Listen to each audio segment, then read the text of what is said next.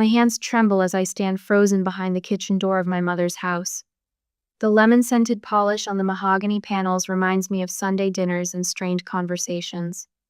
I grip my interior design portfolio tighter against my chest, its pages damp from my nervous fingers.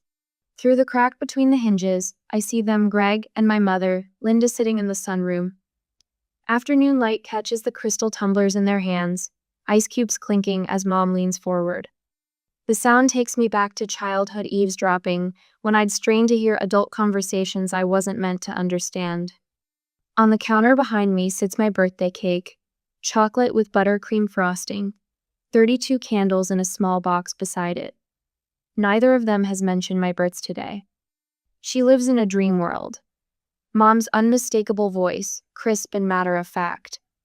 Madeline has real ambition. Camille just drifts. My stomach drops. They're talking about me, comparing me to my sister again. Greg says nothing, and that silence cuts deeper than any words could.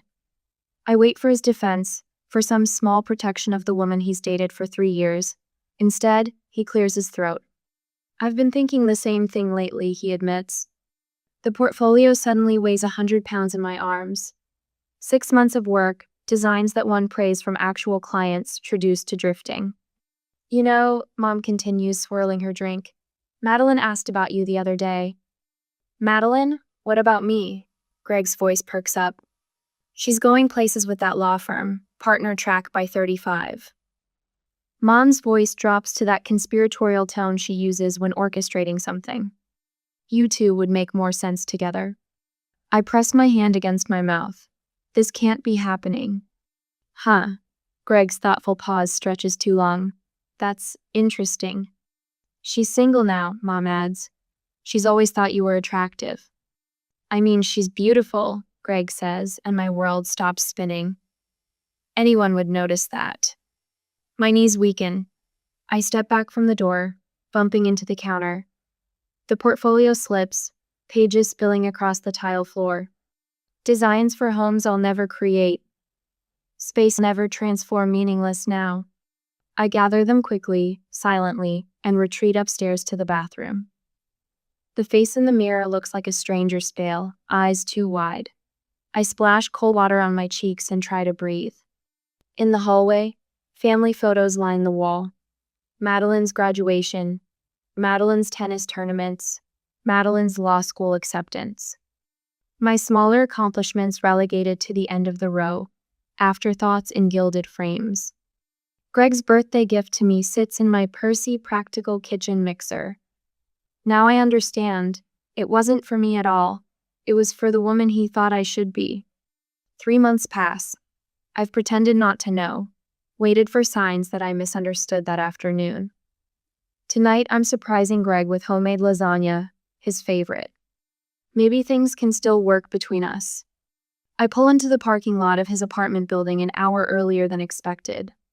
The container of still warm pasta sits on the passenger seat beside a bottle of Chianti. Inside the building, I take the stairs rather than the elevator.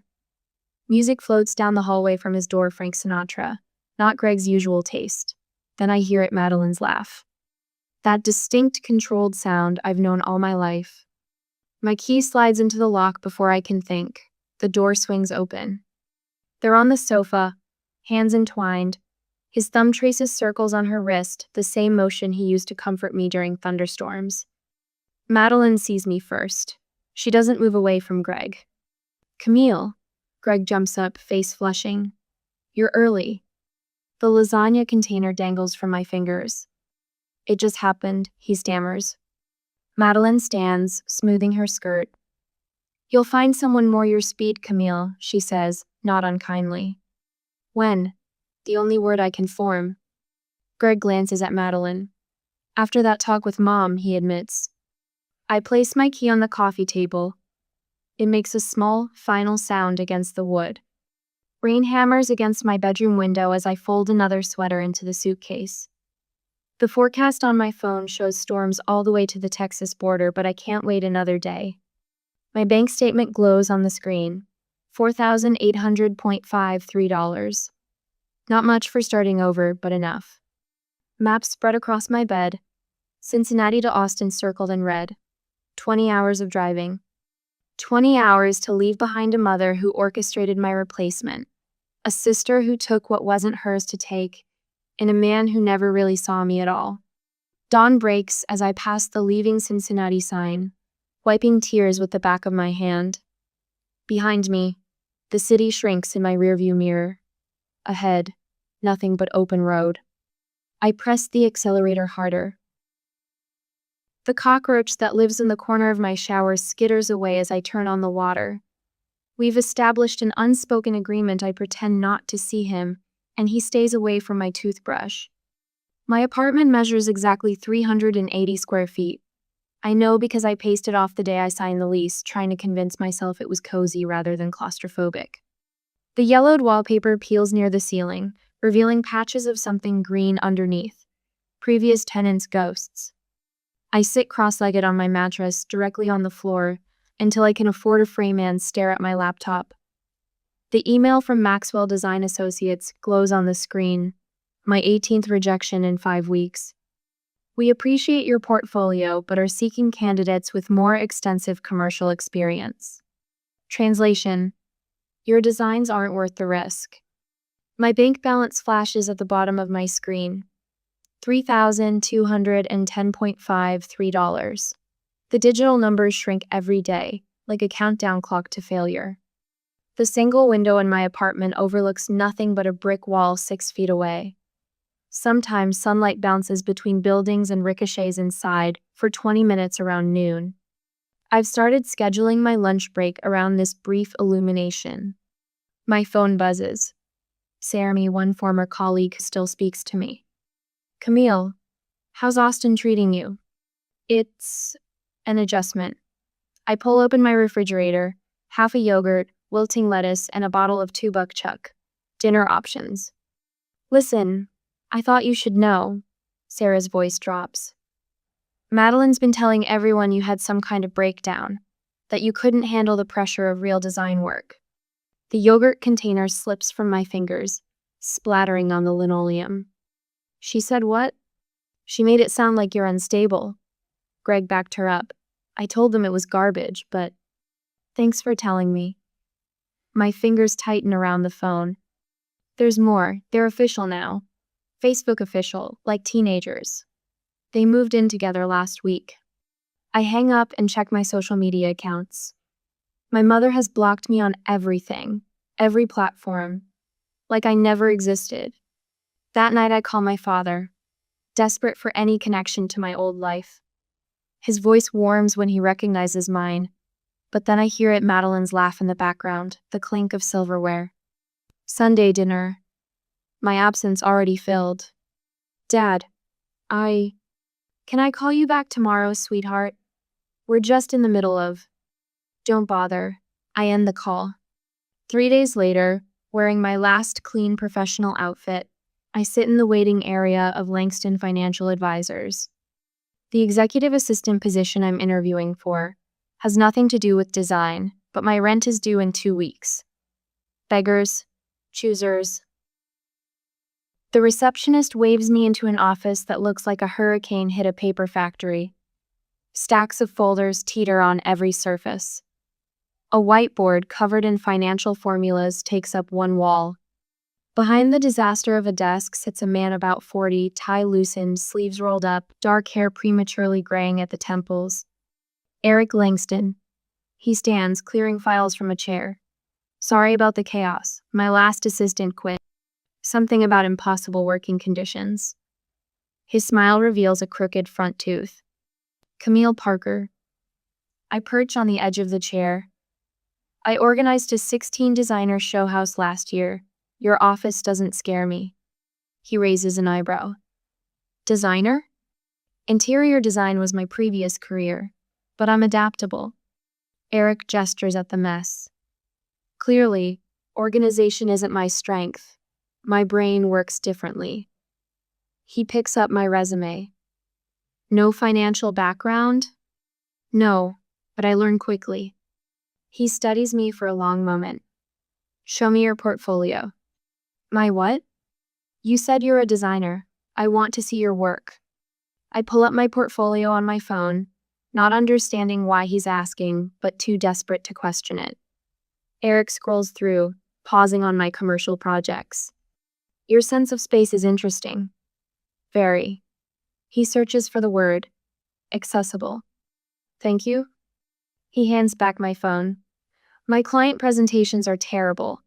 Numbers arranged like a cat walked across my keyboard.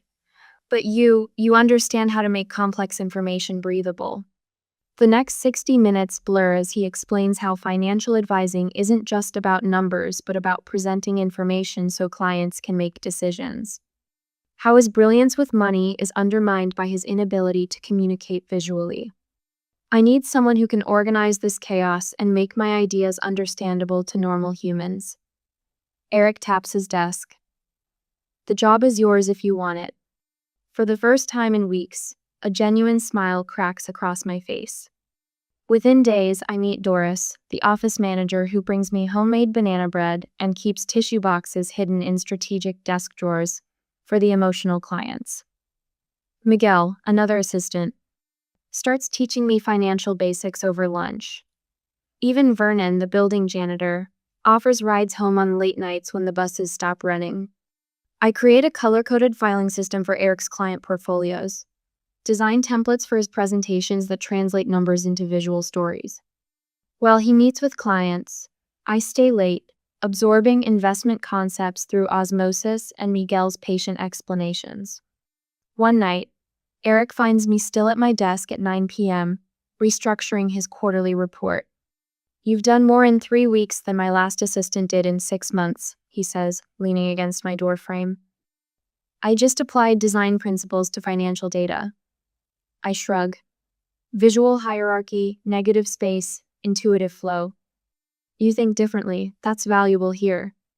My first bonus check buys a used Honda with questionable brakes but functioning air conditioning.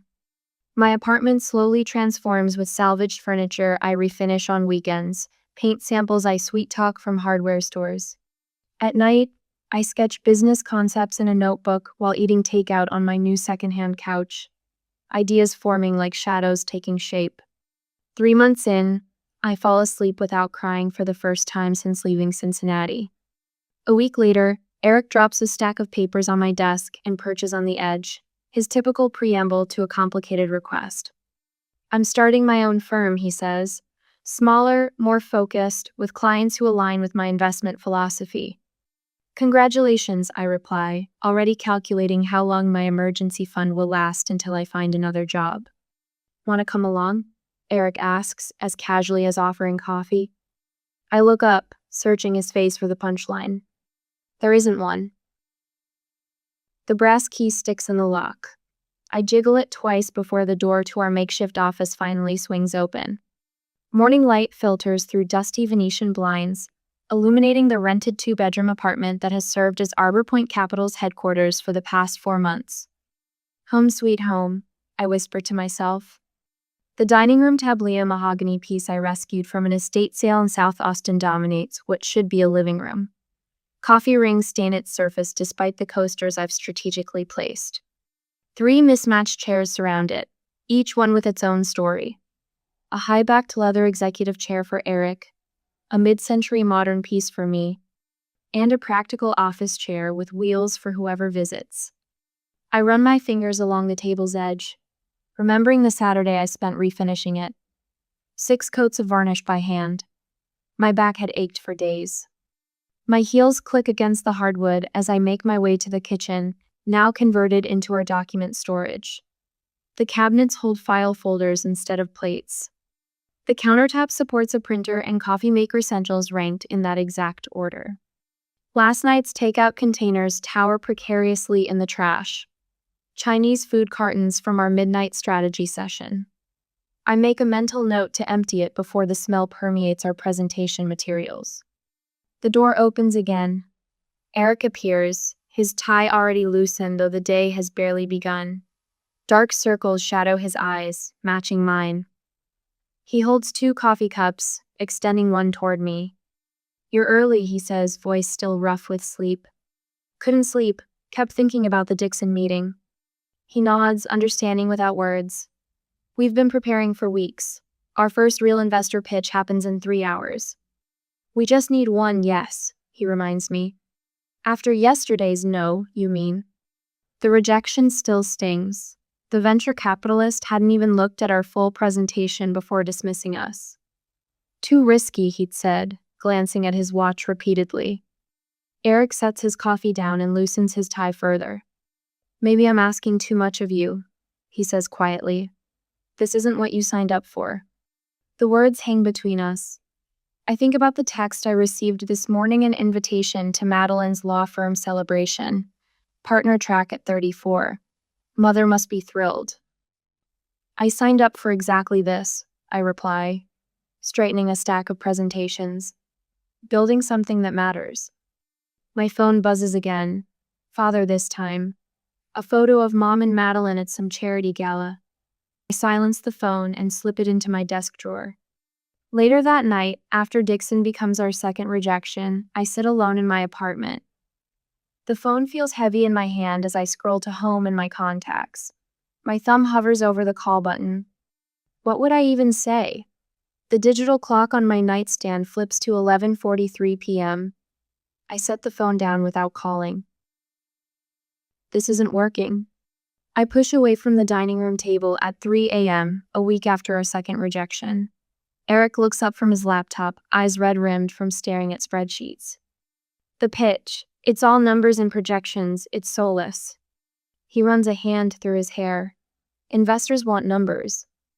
They want stories backed by numbers. I pull my chair around next to his. Look at our prospects, they all have in common. Eric glances at the list. They're all commercial real estate. Exactly. What if we specialize? Focus on green businesses, minority entrepreneurs, people who struggle to get traditional funding. His expression shifts from exhaustion to interest. That's more work, not less. But it gives us purpose, a story. It's why we do this, isn't it? Not just to make money, but to make a difference. By sunrise, we've rebuilt the entire presentation. 3 days later, Sapphire Solar becomes our first client, a small renewable energy startup, led by a former engineer with vision but no connections. You see what others miss, Eric tells me as we watch Sapphire's CEO leave our office. That's invaluable. Summer fades to fall. The takeout containers multiply as our client list grows. Late nights blur together, Eric and I hunched over strategy documents, his sleeves rolled up, my hair twisted into a messy bun secured with a pencil. My father didn't speak to me for 2 years after I left his firm, Eric says one night. It's the first personal information he's volunteered beyond professional necessity. Why did you leave? I ask, setting down the report I've been reviewing. He wanted me to be someone I'm not, Eric's voice softens. Someone acceptable. I recognize the weight of that word. Acceptable. Not exceptional or beloved, just sufficient. My mother once told me that dreams don't pay mortgages, I offer in return. He smiles, a rare full smile that transforms his serious face. Mothers can be wrong. The weeks pass, small victories accumulate. Sapphire Solar brings us a medical tech company. The medical tech company introduces us to a sustainable packaging firm. Our network expands through trust, not cold calls. We celebrate our 5th client with dinner at a real restaurant instead of takeout at the office. The candlelight softens Eric's features. Mid-sentence about growth projections, he reaches across the table and covers my hand with his. The conversation stalls. His thumb traces a small circle on my wrist. I pull my hand away, heart racing. I can't. He doesn't press. I understand, but he doesn't. How can I explain that I'm not who I was in Cincinnati? That I'm still discovering who I might become? On a Tuesday in April, exactly 1 year after I first walked into his chaotic office seeking any job that would pay rent, Eric hands me a business card. My name sits under his, with partner embossed in clean serif font. It's official, he says. Filed the paperwork last week. Our apartment office now houses 5 employees. We taken over the unit next door, knocked out a wall. The dining room table remains our conference table. though now it's surrounded by proper chairs and accompanied by a whiteboard and projector. I don't know what to say, I manage. Say you'll stop working until midnight every night. We can afford help now. I laugh. Says the man who emailed me at 2 a.m. with budget revisions. His smile fades into something more serious. We built this, Camille. Not just a company. Something that matters. 3 weeks later, he kisses me for the first time. Not in the office, but on a rare day off. We're at Zilker Park, the office phone's forwarded to our new administrative assistant. When his lips meet mine, I don't pull away. I'm not who I was when I came to Austin, I whisper against his mouth. His hands frame my face, gentle but certain. I know exactly who you are now. I've watched you build yourself while we built this company. 6 months later, we marry in his backyard. 18 guest people who know us as we are now, not as we once were. No family, no Madeline or mother or Greg. No small talk over cake about the past. Just witnesses to what we've become, to what we're still becoming. My reflection stares back at me from the glass wall of Arbor Point Capital's 32nd floor conference room. 4 years ago, I slept in a car on my way to Austin. Now our company Lagoa, strong oak with spreading branches, stretches across 3 states. The wall displays my 40 under 40 feature, where they called me an operational genius. Beside it hangs our gratitude gallery, dozens of framed thank you letters. You saved my father's legacy, one reads. Arbor Point believed in us when no one else would, says another. Each represents a business we rebuilt, a family dream preserved. Cleveland makes strategic sense, Eric says, tapping the presentation slide. Their client portfolio complements ours. Their operational inefficiencies are exactly what Camille excels at streamlining. Our board members nod. After 4 years watching me transform companies, they've stopped questioning my methods. Then Eric clicks to the next slide, and my coffee cup freezes halfway to my lips. There on the screen is the executive team of Midwest Financial Partners. Third from the right stands Greg Mitchell, his hairline receding slightly, his smile just as practiced as I remember it. My stomach tightens into a knot I haven't felt in years. Camille? Eric's voice breaks through the sudden fog.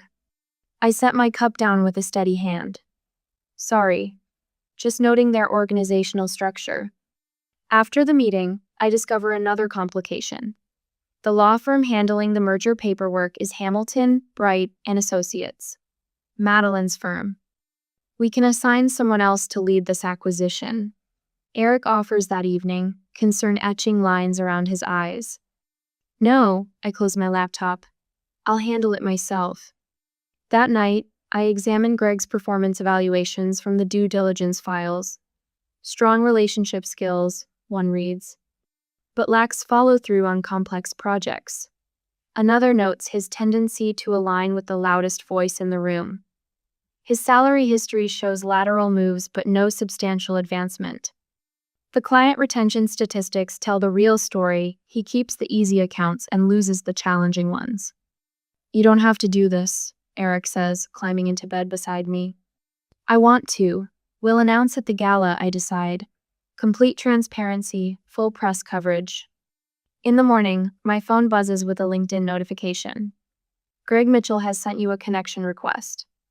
His message reads, looking forward to working together. Always knew you'd be successful. I laugh without humor. By afternoon, Madeline's law firm partner calls me directly, bypassing our legal team. Madeline recommended I reach out personally, he says. I imagine her in her corner office, orchestrating this call, trying to position herself advantageously as always. All communications should go through proper channels, I reply, my voice professionally polite but firm. That evening, a friend request from Linda Parker appears on my social media, the first contact attempt in 4 years. Her profile picture shows her at a charity gala, diamond earrings catching the light. I leave it unanswered. The next day, I visit a boutique owned by a designer whose business Arbor Point helped save from bankruptcy 2 years ago. She unveils a sapphire gown that captures the exact color of our company logo. For the gala, she says, pride evident in her voice. My gift to you. We're reviewing the acquisition team staffing tomorrow, I tell her. Performance will determine everyone's future. I spend the afternoon driving through my old Cincinnati neighborhood. The maple trees my father loved are taller now, their leaves beginning to turn gold at the edges. I slow past my mother's house, but don't stop. Whatever I needed from that place, I have built for myself elsewhere. Back at the hotel, Eric speaks quietly on the phone, arranging additional security for tomorrow night. Just in case emotions run high, he says, covering the receiver. Better to be prepared. When he finishes, I practice my speech in front of the mirror. The words are strong but not vindictive, professional without being cold. This isn't about revenge, it's about closing a chapter. Are you sure you're ready to face them? Eric asks, adjusting his tie. I've been ready for 4 years. I turn from the mirror. They'll meet Camille Langston, Chief Operating Officer of Arbor Point Capital. Not Camille Parker, the girl who wasn't good enough. Eric walks over and takes my hands. Remember, you're not the girl who left. You're the woman who built an empire. I squeeze his fingers, then reach for my lipstick. Below us, limousines already line the entrance to the grand ballroom, where Arbor Point's elegant branding transforms the space. The guest list sits on the desk, 3 names highlighted. Gregory Mitchell, Madeline Parker, Linda Parker. They have no idea who's waiting for them. Eric's hand rests at the small of my back as we linger in the hotel corridor. Through the ballroom's double doors, the murmur of 200 guests ripples like water over stones. My sapphire gown catches the light, transforming ordinary movements into quiet declarations of power. Ready? Eric asks, his voice low enough that only I can hear. I take a breath that fills not just my lungs, but the spaces where doubt once lived. Fashionably late, just as planned. We step inside, and the room shifts. Conversations falter mid-sentence. Heads turn like compass needles finding north. I recognize faces from Cincinnati society pages, business journals, and childhood memories, all wearing the same expression of stunned recalibration. That's Camille Parker, someone whispers, the words traveling across the room in ripples. Through the crowd, I spot Greg by the bar. The champagne flute in his hand freezes halfway to his mouth when our eyes meet. 4 years evaporate in that moment. The boy who once told my mother I just drifted now stands slack, jawed at the sight of the woman I've become. Eric's fingers intertwine with mine, grounding me. Your ex-boyfriend looks like he's seen a ghost, he murmurs. Not a ghost, I reply, just someone he never really saw. Madeline approaches first, cutting through the crowd with the precision of a surgeon's blade. Her smile appears genuine from a distance. Up close, it doesn't reach her eyes. The tailored black dress and pearls look exactly like something our mother would choose. Camille, what a surprise, she says, her voice carrying that same controlled laugh I heard through Greg's apartment door 4 years ago.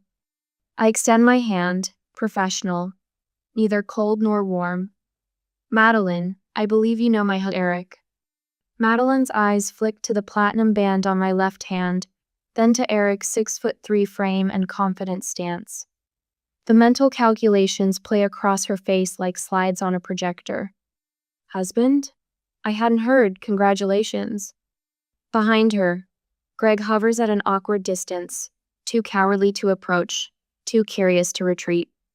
Through my peripheral vision, I spot Mom, Linda, making her way toward us with the determined stride of a woman with a plan. Her hair is slightly grayer, but her posture remains military straight, her smile already fixed in place. She's wearing the same perfume she wore when I was a child. Chanel No. 5. The scent of Sunday dinners and withering critiques. There's my successful daughter, Linda announces, arms outstretched as if we've maintained a close relationship through weekly phone calls rather than 4 years of silence. She attempts to embrace me. I accept a brief, formal hug that resembles a business greeting more than a mother-daughter reunion. I always knew you had potential, she continues, undeterred. When I heard about Arbor Point Capital expanding into Cincinnati, I told everyone, That's my Camille. The words land like counterfeit bills on a banker's desk, familiar in shape but worthless in substance. Linda pivots without missing a beat. Madeline's firm is so excited about this partnership. They've assigned her personally to oversee the legal transition. Actually, Madeline interjects, suddenly animated, we've prepared all the preliminary paperwork. Perhaps you could help me lead this merger, Camille. Given our history, we'd make a formidable team. Eric's hand tightens slightly around mine, not possessive but protective. He's witnessed enough of these dynamics during our late-night conversations to recognize the chess moves being made. I smile, not the hesitant smile of the woman who once stood behind kitchen doors clutching rejected designs, but the measured smile of someone who signs seven-figure checks.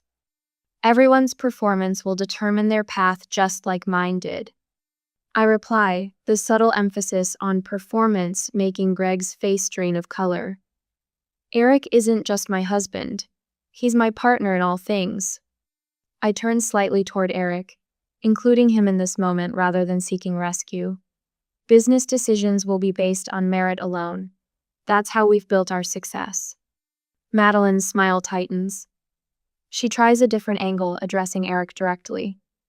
You must be the visionary here. Your investment strategies are legendary already.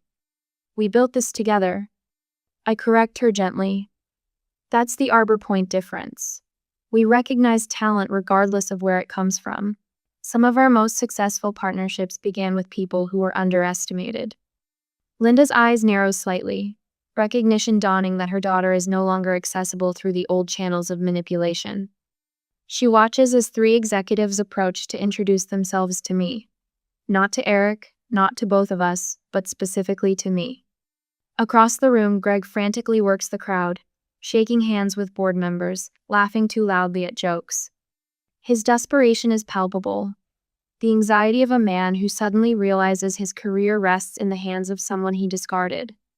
At precisely 8:30, the event coordinator signals me toward the stage. The room quiets as I approach the microphone, 200 faces turned expectantly toward mine. Thank you for joining us tonight. I begin, my voice steady. Arbor Point Capital was founded on a simple premise. Transformation is possible when we invest in overlooked potential. The lights illuminate faces in the crowd. Some curious, some calculating, some openly admiring. Sometimes losing everything shows you what you're truly capable of building, I continue. 4 years ago, I left Cincinnati with less than $5,000 and a car full of belongings. Today, we manage a portfolio worth over $2 billion, focused on businesses that create sustainable change. I don't look at Mom, Madeline, or Greg. This moment isn't about them. Tonight, I'm pleased to announce the creation of the Arbor Point Second Chance Foundation, a mentorship program for women rebuilding their lives after personal or professional setbacks. Because sometimes, what feels like betrayal becomes the catalyst for your greatest transformation. In the front row, Eric's eyes hold mine. Proud, loving, steady. The man who saw possibility where others saw only limitations. I raise my glass to second chances and the urge to take them. I kick off my heels the moment we walk through our front door, the sapphire gown me armor for tonight's battle pooling around my ankles as I sink into our sofa. Eric loosens his tie and returns with leftover cake and 2 forks. Nothing says I conquered my past like chocolate ganache at midnight, he says. I laugh, the sound unfamiliar after years of guarding my joy. As I remove the borrowed diamond earrings, Eric watches me. Was it what you expected to feel? He asks. The question hangs between us. Standing face to face with Linda, Madeline, and Greg felt nothing like my imagination. I thought I'd feel triumphant, I admit. Like I'd won something they couldn't take away. But I just feel free. Eric nods, understanding without words. Their betrayal forced me to become someone I never knew existed. I continue. That tiny apartment with the brick wall view? I hated it. But without it, there would be no Arbor Point, no foundation, no us. Their cruelty didn't destroy you. It freed you, Eric says, taking my hand. though watching your mother position herself as your biggest supporter was quite the performance. We laugh as I mimic Linda's voice. I always told Camille she was destined for greatness. Did you see Greg's face when you announced the performance reviews? Eric asks. Miguel texted during dinner. Greg's already requested a transfer to another department. And Madeline's firm? Doris called the general counsel. We're using Mason and Blake's for the remaining acquisitions. I feel no pleasure in this just clean satisfaction of decisions made on merit rather than emotion. My phone buzzes the 5th time tonight. Linda's messages progress from congratulatory to desperate. We should catch up. Just us girls, too. Your father misses you terribly. And finally, I always believed in you when no one else did. Will you answer her? Eric asks. Eventually, with professional courtesy and firm boundaries. The words come easily now, though they took years of therapy to form. I notice an envelope with unfamiliar handwriting among the morning mail. It's from a young woman who read my 40 under 40 profile. She left everything after her fiancé and best friend betrayed her. I tell Eric, my voice catching. Reading her words, I see myself 4 years ago, the same raw pain, the same determination beneath fear. Her handwriting even slants right like mine used to. The first scholarship recipient?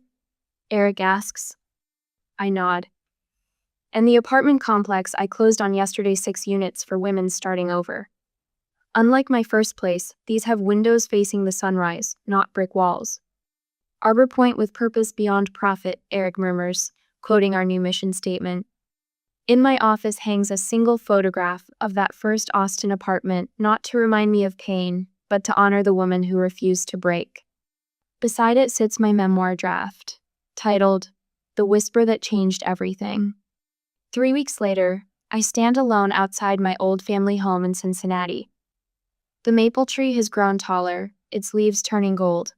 The curtains are different cream instead of blue. New owners, new life. I expected coming back would be harder, but I feel nothing but gratitude. Every painful memory has transformed into a stepping stone that led me exactly where I needed to go. My phone buzzes with a text from Eric. The board approved our Dallas expansion. Ready when you are. I smile and walk away without looking back. Have you ever realized that what you thought was your greatest loss became your greatest blessing? Camille's journey shows how betrayal can lead to unexpected triumph. Share your own story of overcoming betrayal in the comments. What freedom did you find on the other side? The cream envelope stands out like a flare against the stack of bills in my rural mailbox. My fingers brush over the gold embossing, heart quickening as I recognize the Gentry family crest stamped in the corner. October wind whips around my ankles, but I barely notice. I tear it open right there on the gravel driveway, not bothering to walk back to the house. Inside, heavy cardstock announces what I already suspected. Harrison Gentry cordially invites you to celebrate his 68th birthday at Oakmont Country Club. My father. The invitation to his party sits in my hands like a live grenade. The RSVP card catches my attention. Someone has already marked yes in unfamiliar handwriting. I trace my finger over my name, Maris Gentry, slightly smudged, as if the writer had tried several times to get it right. Or perhaps they'd hesitated, pen hovering over whether to include me at all. 6 years since I've been invited to a family event. 6 years of silence broken by this presumptuous RSVP. Back in my apartment, I place the invitation on the kitchen counter and stare at it, while the silence of the room presses against my ears. This one-bedroom rental has never felt particularly homey, but it's mine. No one judges the military memorabilia covering my walls, or the practical furniture arranged for function rather than style. My gaze drifts to the small bookshelf where my combat medic unit photo sits in a simple frame. Shadow echo. We look impossibly young in our uniforms, faces serious but eyes bright with purpose. 3 tours later, none of us would have that same look. Without thinking, my fingers find the thick scar running down my right forearm.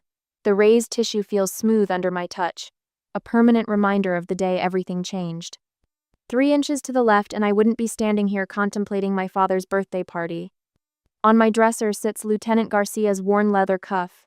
He'd worn it every day until the moment he didn't need it anymore. For protection, he'd always said with that crooked smile. After the ambush, his wife had insisted I take it. Some protection it turned out to be. The Purple Heart gathers dust in a drawer. Honorable discharge papers filed away with medical records. All that sacrifice, and my family still introduces me as Maris, who was in the army for a while. I open my closet and pull out the overnight bag. My hands move with deliberate precision, folding clothes with military corners out of habit. Each item selected with purpose. Undergarments, toiletries, a cardigan for the evening chill. After careful consideration, I select a dark indigo dress that falls below my knees. Long sleeves, high neckline. It will cover most of my scars and look appropriate for Oakmont Country Club without trying too hard. I won't give them the satisfaction of criticizing my appearance. I catch my reflection in the bathroom mirror. Strong features stare back at me. Determined eyes set in a face that's weathered more than most. My practical bob frames my face, no nonsense and low maintenance. Not the carefully highlighted perfection my sister Ivy maintains, but serviceable. The invitation rests against my bedside lamp, a ticking bomb disguised as a peace offering. My phone rings, startling me out of my thoughts. Cousin Nash, the family fixer. Maris, glad I caught you. His voice carries the forced cheerfulness of a used car salesman. Just checking if you got the message about Uncle Harrison's birthday. I got the invitation. I keep my voice neutral. Great, great. So, how's your current situation? Everything stable? The careful emphasis makes my spine stiffen. My situation? Just checking in. Everyone wants to make sure you're doing well. Taking your medication regularly? The VA benefits coming through okay? The questions seem innocent enough, but something in his tone sets off warning bells. I glance at my calendar on the wall, marked with VA appointments and veteran support group meetings. Everything's fine, Nash. I keep my answers brief, suspicion growing.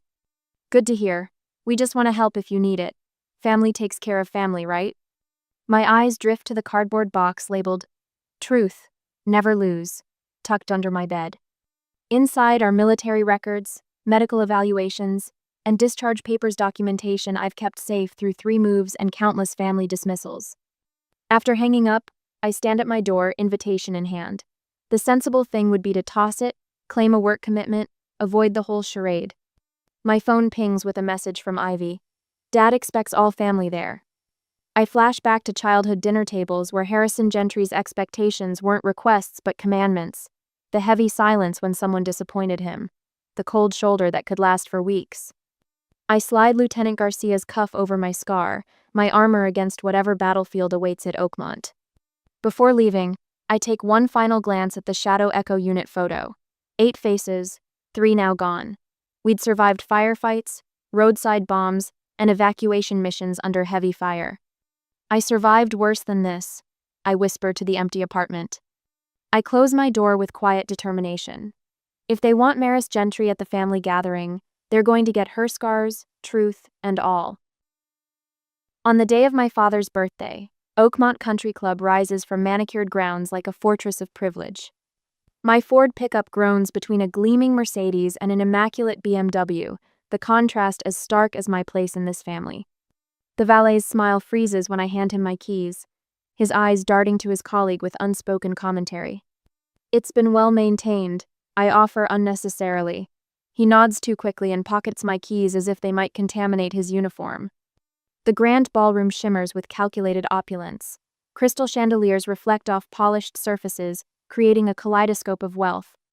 I adjust Lieutenant Garcia's leather cuff, ensuring it covers the scar completely. The weight of eyes follows me across the marble floor, assessing, measuring, finding fault. Ivy materializes before I reach the bar, her designer dress flowing like liquid silver. Her appearance is a military operation of its own, hair highlighted to perfection, makeup flawlessly applied, jewelry catching light at strategic angles. You came. Her air kiss doesn't disturb a single strand of her hair. You brought a wrap, right? For your arm? The concern in her voice doesn't reach her eyes. I don't need a wrap. But the children might. She stops as our mother approaches. Lorraine Gentry glides toward us, diamonds winking from her ears, throat, and wrists. Her smile tightens when it lands on me. You actually came. How unexpected. Her gaze travels from my sensible shoes to my indigo dress, cataloging each element that fails to meet her standard. Try not to mention, you know. Over there. She tilts her head toward a cluster of Harrison's business associates. You mean my military service? I keep my voice neutral. Don't be difficult, Maris. Not tonight. Lorraine squeezes my arm just above the cuff. Harrison has important people here. A photographer circles the room, gathering family members for portraits. Before I can protest, Ivy steers me behind a massive floral arrangement blooming with white orchids. The lighting's better for you here, she says, rearranging my position. What she means is that I'm partially hidden, a footnote rather than a full sentence in the family composition. Harrison Gentry stands at the center of every photograph, his silver hair and tailored suit projecting authority. When I step forward for the family portrait, his eyes acknowledge me without warmth. Maris. My name sounds foreign on his lips.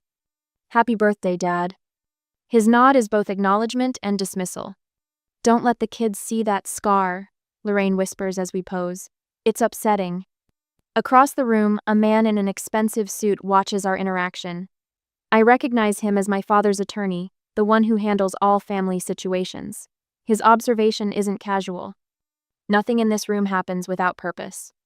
I retreat to the bar, order water, and watch the carefully choreographed dance of family politics. Conversations shift when I approach. Groups close ranks, creating physical barriers. Ivy's children, Trevor and Paige, avoid eye contact, clearly instructed about how to handle Aunt Maris. Great turnout, Cousin Nash says, appearing at my elbow. His phone angles slightly toward me as he speaks. Everyone who matters is here. The emphasis isn't subtle. You seem very interested in documenting the evening, I observe, nodding toward his phone. Nash slips it into his pocket, just capturing memories. But I've seen enough surveillance operations to recognize one. My hackles rise as I overhear fragments of conversations. Unstable condition. Troubled history. Such a shame about Maris. I retreat to a quiet corner, finally understanding that this invitation wasn't reconciliation. It was reconnaissance. My family didn't want me here, they needed me here for some purpose I haven't yet uncovered.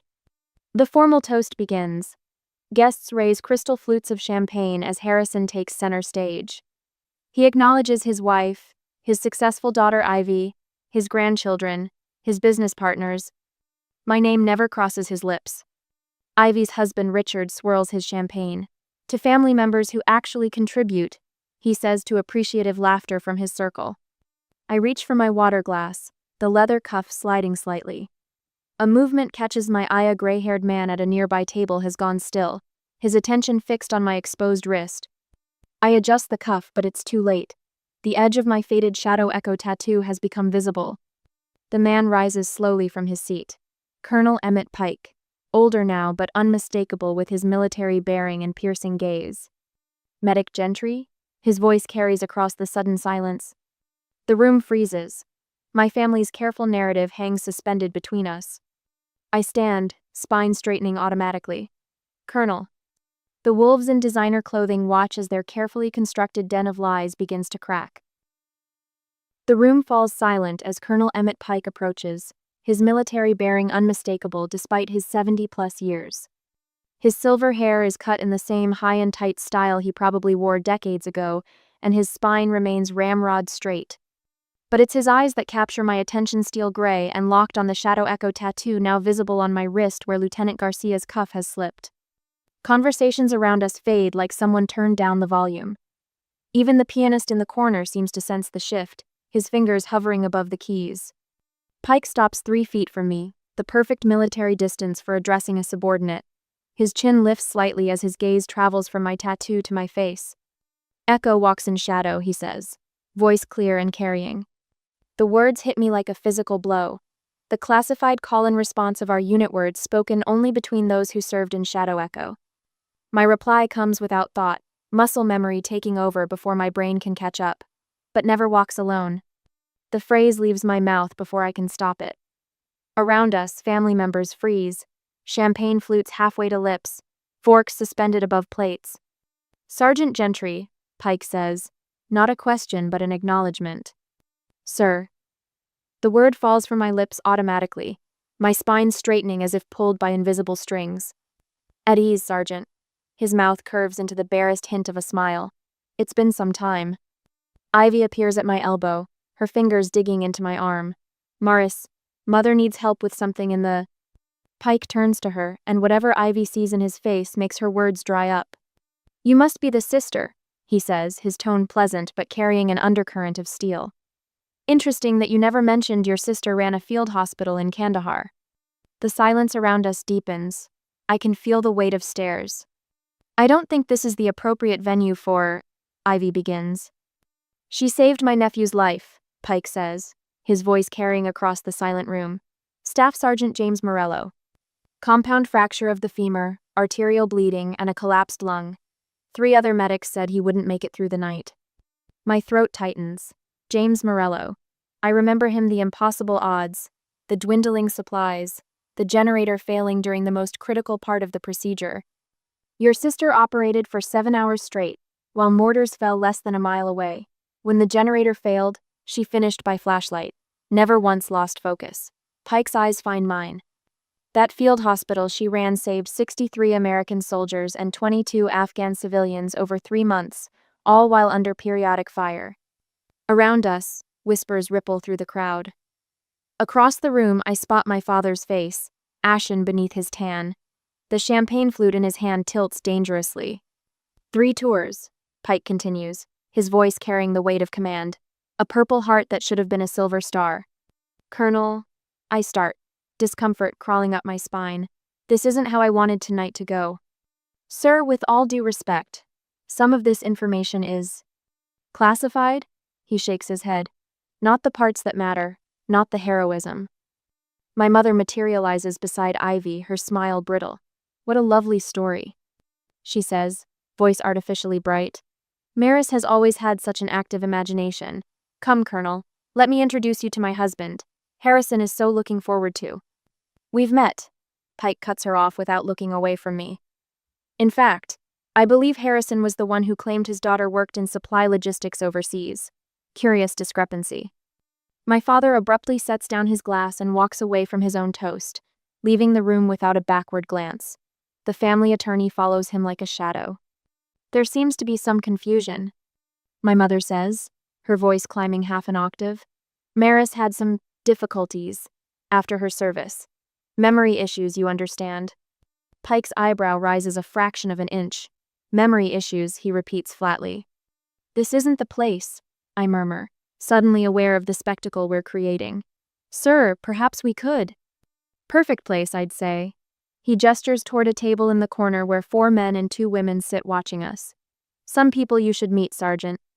Fellow veterans who'd appreciate the chance to thank you properly. My mother's hand clamps on my arm. Maris needs to help with the cake presentation. I wasn't aware the guest of honor had cake duties, Pike says mildly. Something shifts in my chest, a loosening of chains I've carried so long I forgot their weight. I gently remove my mother's hand. I'll help after I speak with the Colonel's friends, I say, meeting her gaze directly. Her eyes narrow. This isn't appropriate. I touch Lieutenant Garcia's cuff, drawing strength from the worn leather. Neither is leaving veterans waiting, Mother. Pike leads me toward the table, and the group rises in unison as we approach military habits that never quite fade. Introductions flow as they welcome me with a respect I haven't felt in years. Jack Reynolds, 101st Airborne, says a man with a prosthetic hand. Heard about your work in Kandahar from my battalion medic. Rachel Martinez, Marines, offers a woman with close-cropped gray hair. Served in Helmand Province when your unit came through in 14. One by one, they greet me, using my rank, asking about specific operations I'd long assumed no one in my civilian life would ever know about or understand. Their acknowledgement feels like oxygen after years underwater. The benefits situation treating you right? Pike asks casually as we sit. VA can be a bureaucratic nightmare. I blink, caught off guard by the shift in topic. It's manageable. What's your current disability rating? Asks Reynolds, his tone conversational but eyes sharp. 70%? I answer automatically. For the injuries from the Ghazni evac? Martinez frowns. Should be higher with the nerve damage. Pike's gaze intensifies. What's the monthly payment running these days? Still holding at $19.50? Something cold settles in my stomach. How did you know the exact amount? Before he can answer, I see Nash approaching with his phone held at waist level, camera lens visible. Maris, your mother needs you, Nash calls, not bothering to acknowledge the veterans. Across the room, Ivy creates a commotion, loudly gasping over a wine spill on her dress, drawing attention away from our corner. Just a family misunderstanding. I hear someone murmur behind me. Poor Maris and her delusions. The family's tried everything. Pike slips something into my palm as he stands a business card, which I pocket without looking. We've got your 6, Sergeant, he says quietly. Call that number, tomorrow. I nod, noticing my father has returned with the family attorney. Their heads are bent in conversation, both occasionally glancing my way. Maris has been confused lately, Nash says to no one in particular. The family's considering getting her some help. The veterans exchange glances, a silent communication passing between them. Think I'll excuse myself, I say, rising from my seat. The group nods in understanding. We'll be here, Pike promises. I walk away with new purpose, not toward Nash or Ivy or my parents, but toward the hallway that leads to my father's study in the family home. The veterans' quiet nods of support follow me as I leave the main party behind. The old drawer key has rested on my keyring for 6 years, a reminder of what I left behind. Tonight, it will open doors to the truth my family tried to bury. 5 minutes later, the key slides into the front door lock with a whisper of familiarity. 6 years since I've entered this house, but muscle memory guides my hand. I slip inside, grateful for the empty hallway, everyone still at Oakmont celebrating Harrison Gentry's illustrious life. Framed photographs line the entryway like a museum exhibit. Ivy beaming at her college graduation. Ivy cutting ribbon at her company's headquarters. Ivy's children in matching outfits at Christmas. My fingers trail along the wall where gaps interrupt the display spaces where my accomplishments once hung. My high school valedictorian photo. My college graduation. My military commissioning. All removed, as if I never existed. The house breathes around me, settling noises that I recognize from childhood. The tick of the grandfather clock in the living room. The hum of the central air system. The slight creak of the third floorboard from the dining room entrance. I move with deliberate steps toward my father's office. The mahogany door stands half open, inviting and forbidding at once. I pause, hand hovering over the polished brass knob, then push forward. Harrison's office remains a shrine to self-importance. Walls adorned with certificates of achievement and photos with minor celebrities. The massive desk dominates the room, designed to intimidate anyone sitting across from him. I slide into his leather chair, the material cool against my bare arms. The seat adjusts automatically to my weight, cradling me in unexpected comfort. From this vantage point, I see what he sees: a position of authority, of control over whoever sits opposite. Let's see what you've been hiding, Harrison, I mutter, reaching for the bottom right drawer. My hands don't shake as I insert the small brass key I've kept all these years. The lock turns with a satisfying click. The drawer slides open on silent runners, revealing meticulously labeled manila folders. I lift the first one, labeled 2016. Inside, a discharge form catches my eye immediately. My discharge form with critical details altered. Where field medic should appear, someone has typed, logistics. My combat service erased with the stroke of a keyboard. Son of a bitch. The next folder contains VA disability documentation. Monthly payments of $1,950, redirected to an account I don't recognize. I flip through statements spanning 9 years, doing quick mental math. Over $210,000 of my benefits vanished. My throat tightens as I pull out bank statements showing the final destination of those funds. Lorraine's personal account. Regular transfers to Ivy's mortgage company. Tuition payments to Winchester Academy where Ivy's children attend. They stole from me to fund their comfortable lives. A third folder contains Veterans Cemetery plot reservations for Harrison and Lorraine, paid for with my stolen benefits. The irony burns in my chest.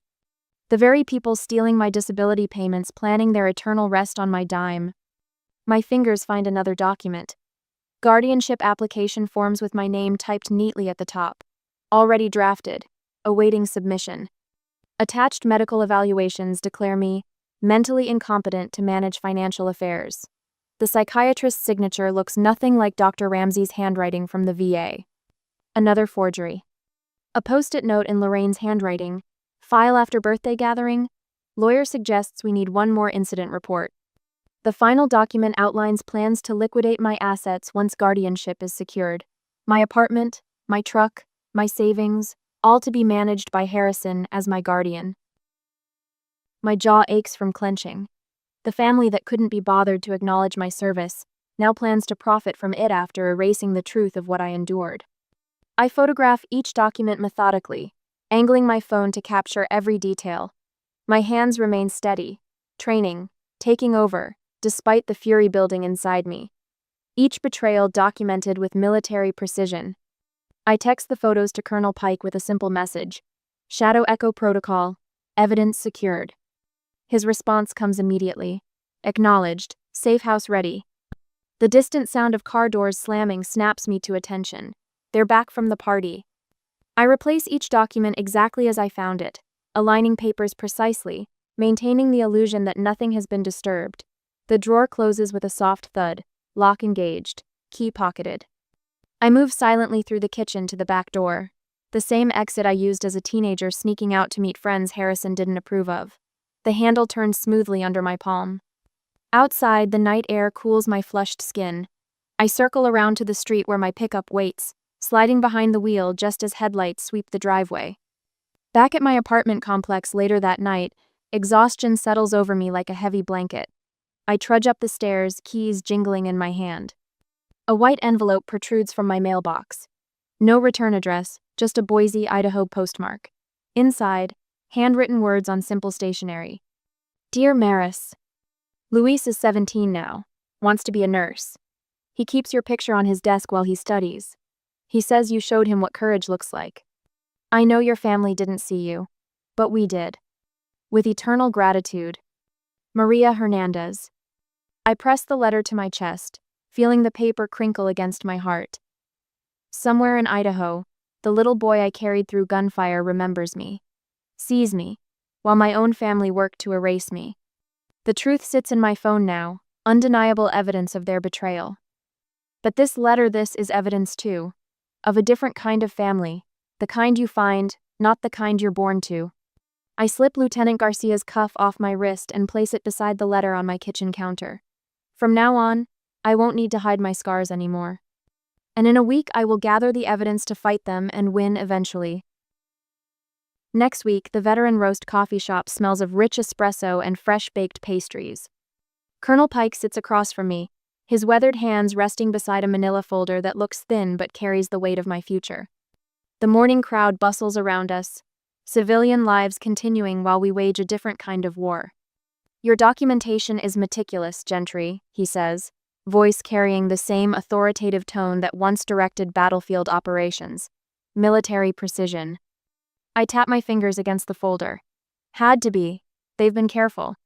Pike's gaze shifts to the door as it swings open. A woman enters stall, with silver-streaked black hair twisted into a sensible knot. Her charcoal pantsuit radiates quiet competence.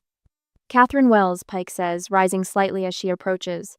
Best veterans advocacy attorney this side of the Mississippi. Wells slides into the booth beside Pike without ceremony. She takes my measure with one swift glance, the kind that catalogs every detail without judgment. Colonel Pike mentioned your situation.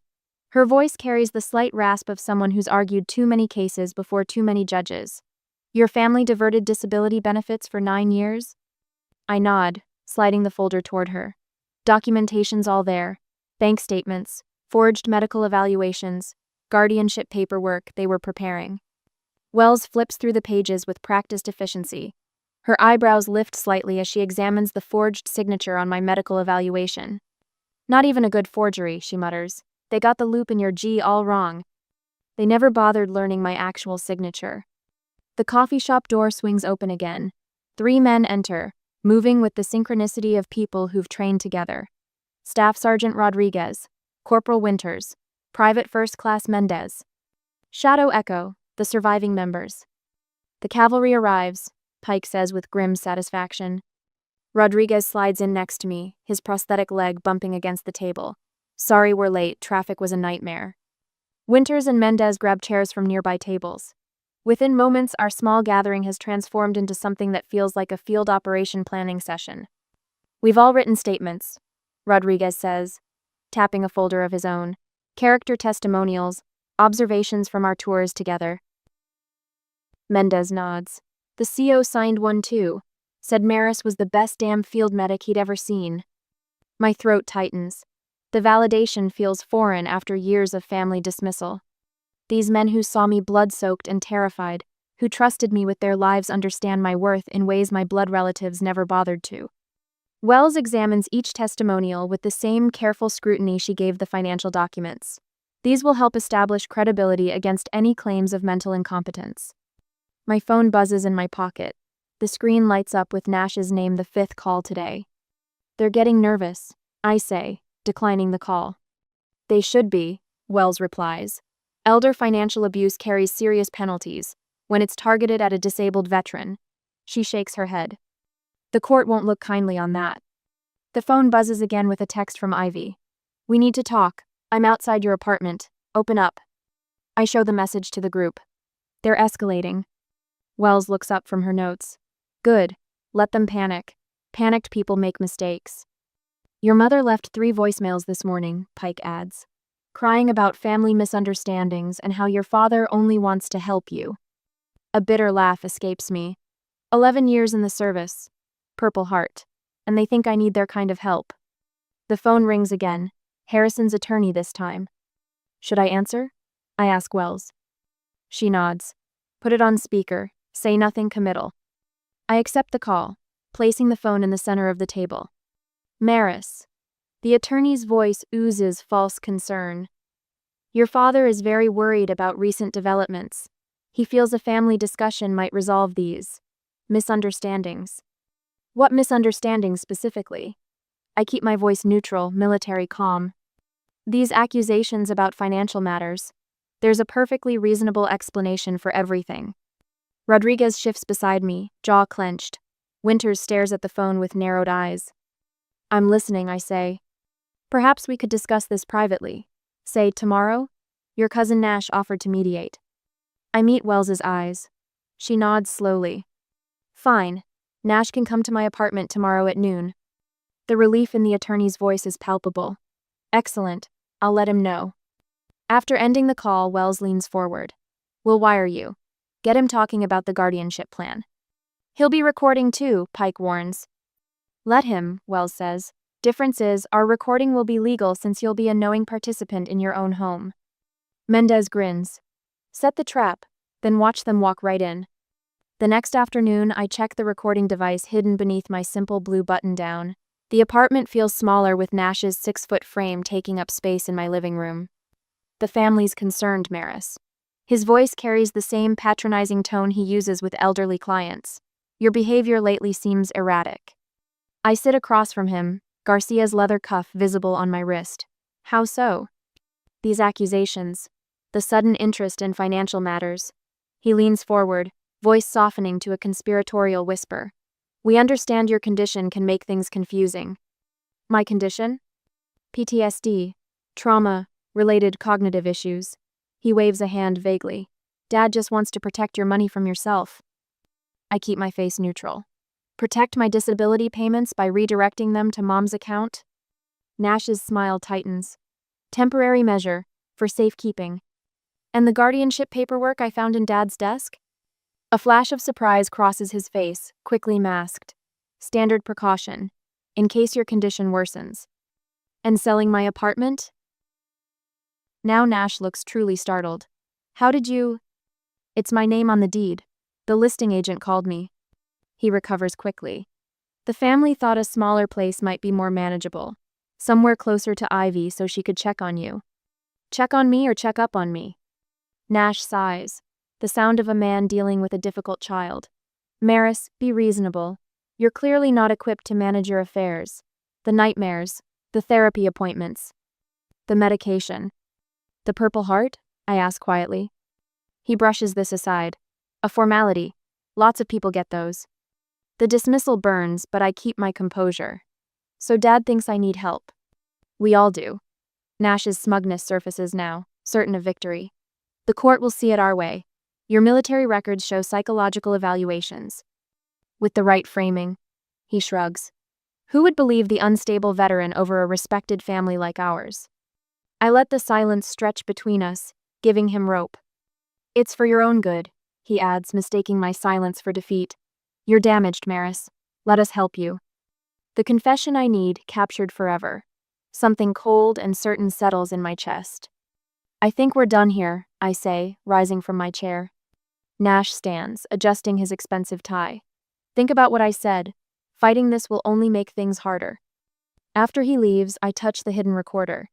In my bedroom, the dress uniform hangs pressed and ready. The truth box sits open beside it, metals gleaming against worn cardboard. My phone rings Harrison's number. I don't answer. Instead, I take out Luis's mother's letter, reading the familiar words one more time. My son lives because of you. No matter what anyone says, you saved what matters most. I place Garcia's leather cuff beside my Purple Heart, two symbols of battles fought and survived. Tomorrow, we face the courtroom. Tonight, I prepare for war. Next day, the marble steps of the county courthouse feel cool and solid beneath my feet as I ascend them in full dress uniform. Each polished button catches morning light. Each medal tells a story they tried to erase. Lieutenant Garcia's leather cuff peeks from beneath my sleeve, no longer hiding my scars but complementing them. Behind me, Colonel Pike and 7 Shadow Echo veterans form a quiet phalanx. Their footsteps echo in perfect rhythm with mine. Through the heavy oak doors, past security, down the center aisle of courtroom B, I feel eyes tracking McCourt officials nodding with subtle respect, strangers straightening in their seats. Then I see them. Harrison, Lorraine, and Ivy huddle with 3 attorneys in expensive suits at the plaintiff's table. My father's shoulders stiffen as I approach. Lorraine's fingers flutter to her pearl necklace. Ivy's perfect makeup doesn't hide her sudden pallor. All rise, calls the bailiff. Judge Eleanor Thornton enters, her silver hair pulled into a severe bun. Her gaze sweeps the courtroom, pausing at the Shadow Echo veterans filling the back rows, then at my family, before settling on me. Interesting family dynamic, she murmurs, almost to herself. Let's proceed. Sergeant Ford takes the stand first. His prosthetic leg catches against the witness box as he settles in. Specialist Gentry was the finest combat medic I ever served with, he states, voice carrying to every corner. When our convoy hit that IED outside Kandahar, she evacuated 6 wounded under heavy fire. One of them was me. The courtroom absorbs his words in silence. She managed a field hospital from the back of a moving Humvee while we took fire. 17 hours straight, no breaks, no complaints, just saving lives. Harrison shifts in his seat. Lorraine stares at her hands. The VA representative approaches next, presenting spreadsheets on the overhead screen. Monthly disability payments of $1,950 were diverted from Specialist Gentry's account to this family trust, he explains, pointing to highlighted transfers, totaling $210,600 over 9 years. The financial expert follows, tracing the money through family accounts: Ivy's mortgage payments, private school tuition for her children, Harrison's country club membership renewals. Then Nash's recorded voice fills the courtroom. Your dad just wants to protect your money from yourself. Once we get the guardianship approved, we can sell that depressing apartment. Ivy stands suddenly. Your Honor, my sister has always had emotional issues since high school. This vendetta is just another manifestation of her. I have evidence pertaining to that claim. I interrupt, my voice steadier than I feel. I approach the evidence table, placing my truth box beside the financial records. The metal clasps click open with quiet finality. Inside, neatly organized, lies the documentation of a lifetime of betrayals. I withdraw a yellowed essay with red annotations in my English teacher's handwriting. This is my original scholarship essay for Bryn Mawr College, I explain, handling it carefully. Dated and graded 3 weeks before applications were due. I place it beside a printout from the college archives. This is the identical essay my sister submitted 2 days later, word for word, resulting in a full scholarship that should have been mine. Ivy's attorney tries to object, but Judge Thornton silences him with a raised hand. I think we've established a pattern, she says, her voice like steel wrapped in velvet. Her ruling comes swiftly. Family assets frozen, $187,000 in restitution ordered with interest, permanent ban on guardianship filings against me. Harrison's face turns ashen.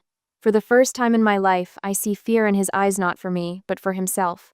His carefully constructed reputation crumbles before him. Lorraine weeps, but her tears find no sympathy here. Ivy exits quickly, avoiding reporters gathering in the hallway. Colonel Pike touches my shoulder. What now, specialist? Not going back to that house, I say. The words taste like freedom. 6 months later, I stand at a podium addressing veterans about financial exploitation. Garcia's leather cuff now displayed proudly alongside my medals rather than hiding my scars. A young veteran approaches afterward, eyes bright with purpose. You helped me find my voice, she says simply. In my new apartment, Luis's mother's letter hangs framed beside my unit photo, not as a reminder of what I lost, but of what I found. I don't need your recognition anymore, I had told Harrison on that final day in court. The truth speaks for itself.